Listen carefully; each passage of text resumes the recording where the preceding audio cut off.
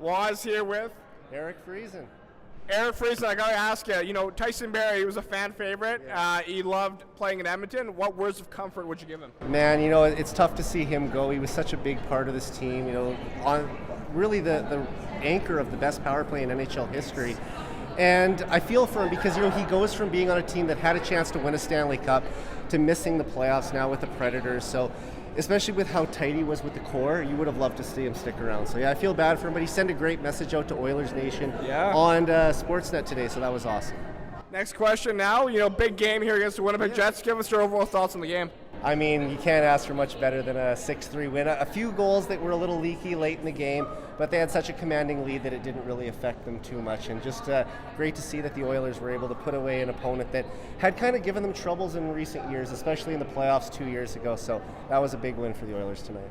Now, I always like your thoughts on Twitter. I want to know, what did you think of Philip Broberg? I've been loving him recently. You know what? I think since the start of January, he's really shown that he has the potential that they thought they had when they drafted him 8th overall. With the addition of Ekholm coming in, we'll see how far that pushes him down the lineup. And if they go with 7 defensemen in the playoffs, he might be the number 7 guy just because of the lack of experience.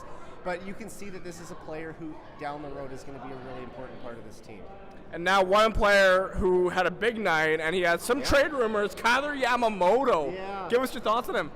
With Yamamoto, he's a player that you thought might be on the block just because they want a little more scoring in the top 6.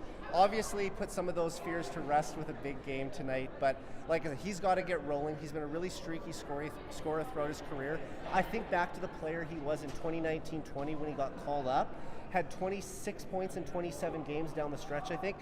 I don't know if he's going to get back to that level. That's a lot to ask. But for him to be showing that he can contribute on a regular basis, that's going to be huge for this team to get that secondary scoring. Beautiful. And last question. With the addition of Matthias Ekholm, there's now a question. Yeah. Stu's mustache or Ekholm's beard?